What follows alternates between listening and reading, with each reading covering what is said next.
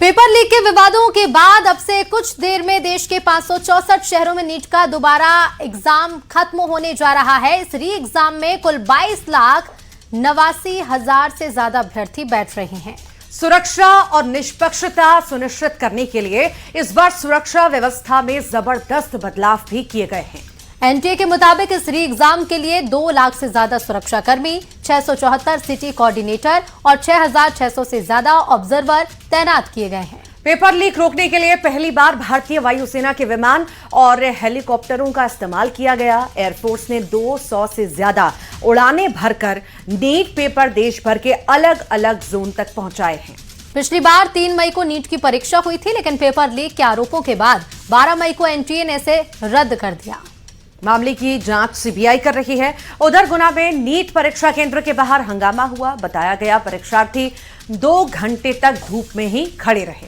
परीक्षा केंद्र पर व्यवस्थाओं को लेकर परिजनों ने नाराजगी जताई। परीक्षा केंद्र प्रबंधन पर लापरवाही के आरोप लगाए। इधर रीवा में नीट परीक्षा में कलावा, गहने, चेन को बाहर छोड़ना पड़ा और कई अभ्यर्थियों की शर्ट या पैंट में लगे बटन तक निकाले गए।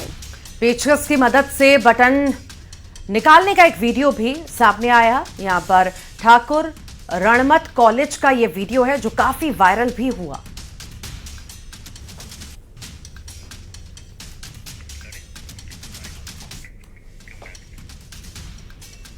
और नीट एग्जाम को लेकर भोपाल, इंदौर समेत पूरे प्रदेश में सुरक्षा के कड़े इंतजामात देखे गए। एग्जाम सेंटर तक कड़ी सुरक्षा के बीच पेपर को भेजा गया है। पुलिस ने हर संदिग्ध शख्स पर पैनी नजर रखी है। साथ ही पुलिस का साफ संदेश है, परीक्षा में गड़बड़ी की हर कोशिश को नाकाम किया जाएगा। उज्जैन में नीट परीक्षा के दौरान पुलिस सिर्फ सुरक्षा व्यवस्था संभालती नहीं दिखी, बल्कि स्टूडेंट्स की मददगार भी बनी है। परीक्षा केंद्र पर पहुंची 4 छात्राएं अपना आधार कार्ड घर भूल गई थी, जिससे उनके सामने परीक्षा छूटने का संकट खड़ा हो गया। लेकिन उज्जैन पुलिस ने तत्परता दिखाते हुए परिजनों से व्हाट्सएप पर आधार कार्ड की कॉपी मंगवाई और तत्काल उसका प्रिंट निकालकर छात्राओं को उपलब्ध कराया गया।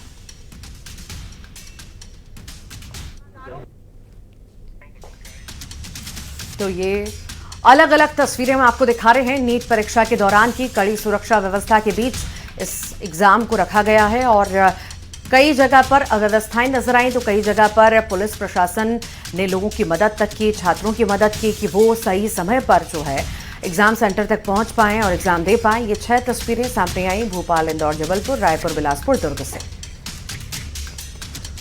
और जिस तरह से उज्जैन पुलिस ने तत्परता दिखाई, छात्रा का आधार कार्ड मंगवाकर तत्काल उसका प्रिंट निकालकर छात्रा को उपलब्ध कराया, तो इसी तरह इंदौर में भी पुलिस ने एक छात्रा की मदद की। इंदौर में एसीपी विजय चौधरी ने गलत परीक्षा सेंटर पहुंची छात्रा को पुलिस की गाड़ी से सही सेंटर तक पहुंचाया।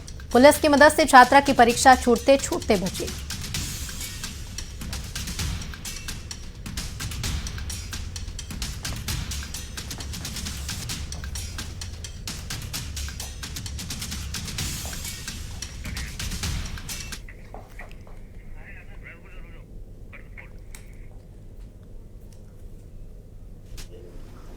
इसमें भ्रष्टाचार हुआ है। जिस तरह से पेपर बार बार लीक हुए हैं, इससे लाखों हमारे देश के नौजवान बच्चे डिप्रेशन में आ गए हैं। 50 बच्चों ने आत्महत्या कर ली क्योंकि उनको लगा कि हमारा भविष्य अंधकार की गर्त में भाजपा ने ढकेल दिया है। धर्मेंद्र प्रधान जैसे लोगों को 1 मिनट में इस्तीफा देना था, जिसका नीट की परीक्षा के बाद जो चीज़ हुई थी वो इसकी पुनरावृत्ति न हो। सरकार ने सारे इंतजामात किए हुए हैं और एक एक छात्र का जीवन महत्वपूर्ण है, उसकी परीक्षा महत्वपूर्ण है। मैं सभी को बहुत बहुत शुभकामनाएं, बधाई देता हूं। लेकिन विपक्ष अभी भी दुनिया भर के आरोप लगा रहा है। सज्जन सिंह वर्मा ने सवाल उठाए हैं। मुझे लगता है आज की परीक्षा हो जाने तक का इंतजार करना चाहिए विपक्ष को, क्योंकि विपक्ष को लगता है हमको मसाला मिलना चाहिए कुछ ना कुछ करने के लिए। तो ऐसा अब उनको कुछ मिलने वाला नहीं है, क्योंकि सरकार ने बड़ी गंभीरता के साथ इसको लिया और दोषियों के खिलाफ कठोर से कठोर कार्रवाई। कहते हैं अगर इरादे मजबूत हों तो बड़ी से बड़ी मुश्किल भी रास्ता नहीं रोक सकती। कोलकाता की एक छात्रा ने इस बात को सच साबित करके दिखाया है। सड़क हादसे में गंभीर रूप से घायल होने, 9 पसलियां टूटने और लंबे इलाज के बावजूद उसने अपना सपना नहीं छोड़ा। नीट परीक्षा देने की उसकी इच्छा को देखते हुए केंद्रीय शिक्षा मंत्री धर्मेंद्र प्रधान के हस्तक्षेप के बाद विशेष व्यवस्थाएं की गई। छात्रा सृष्टि दुबे के लिए परीक्षा केंद्र पर अलग कमरा, मेडिकल सपोर्ट और एम्बुलेंस की सुविधा उपलब्ध कराई गई, जिसके चलते उसने मुश्किल स्थिति में भी नीट की परीक्षा दी है। सृष्टि के लिए विशेष इंतजाम के बाद धर्मेंद्र प्रधान ने उसके पिता से फोन पर बात की। छात्रा के पिता ने धर्मेंद्र प्रधान का आभार जताया है।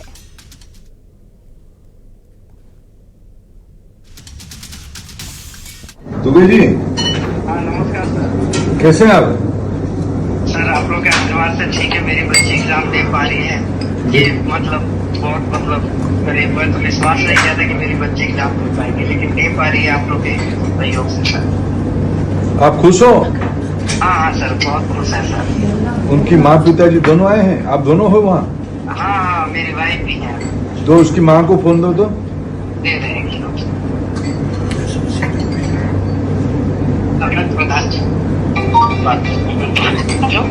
हेलो, हाँ सर, नमस्ते। नमस्ते। बेटी आप ठीक से परीक्षा दे रहे हैं? बस सर, बस आप लोग का आशीर्वाद है, आप लोग का। अरे माँ काली का आशीर्वाद है।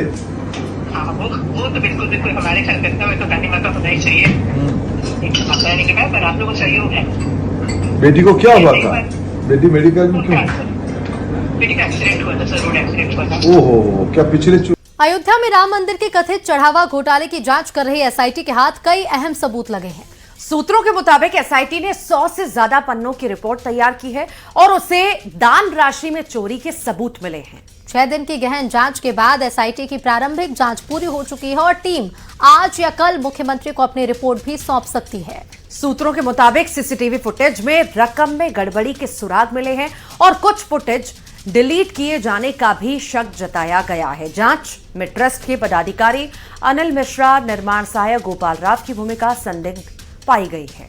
तो वहीं ट्रस्ट के महासचिव चंपत राय पर भी अब सवाल उठे हैं। एसआईटी की करीब 150 लोगों से पूछताछ में ट्रस्ट प्रबंधन के 20 से ज्यादा लोगों की लापरवाही या संलिप्तता सामने आई है। एसआईटी ने लापरवाही और साजिश दोनों पहलुओं की जांच भी अब शुरू कर दी है।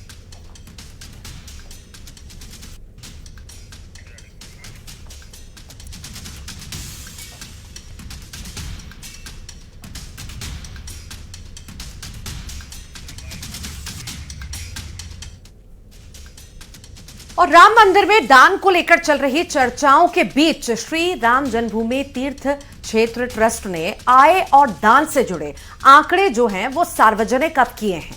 ट्रस्ट के महासचिव चंपत राय के मुताबिक राम मंदिर को 2020 से 2024 के बीच 20 किलो सोना और 1300 किलो चांदी दान में मिली। इसके अलावा 2023-24 में मंदिर को कुल 363 करोड़ 34 लाख रुपए दान से मिले हैं।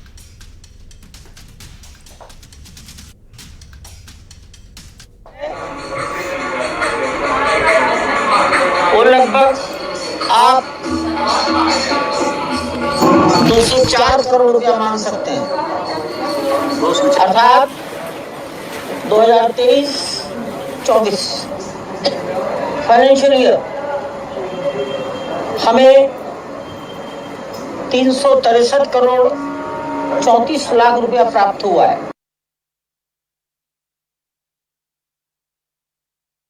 में पाई का हिसाब होगा और जो भी दोषी होंगे उनके खिलाफ सख्त कार्रवाई की जाएगी। हमने प्रभु श्री राम के मंदिर के लिए संघर्ष किया है, बलिदान दिए हैं और अगर कोई इस प्रकार की बात होगी सामने, निश्चित रूप से माननीय मुख्यमंत्री जी ने जो संकल्प लिया है और बोले भी हैं कि उनके खिलाफ सख्त कार्रवाई की। आप मानते हैं गलत? नहीं, मानना ना मानना अब जांच का विषय है। अगर जो भी दोषी पाया जाएगा तो उसके खिलाफ कार्रवाई की जाएगी। अब मानने की बात यह है, जब पूरी चीज आ जाएगी तब फिर माना ही जाएगा कि किसने गलती की है। जब तक एफआईआर नहीं होगा तब से उस जांच का क्या मतलब है? केवल जनता को गुमराह करने, जनता को बचाने के लिए और उनको बहकाने के लिए कार्रवाई हो रही है और जो असली अभियुक्त है उसको छिपाया जा रहा है। तो हिंदू भावनाओं के खिलाफ जो भारतीय जनता पार्टी कार्रवाई की है, क्योंकि करोड़ों हिंदुओं ने आस्था के आधार पर जो चंदा चढ़ाया है और अगर उस आस्था पर कुठाराघात वहां के लोग करेंगे, चंदा की चोरी होगी, तो कहीं न कहीं आस्था प्रभावित होती है। इसलिए जांच जरूरी है, दोषी को सजा मिलना जरूरी है।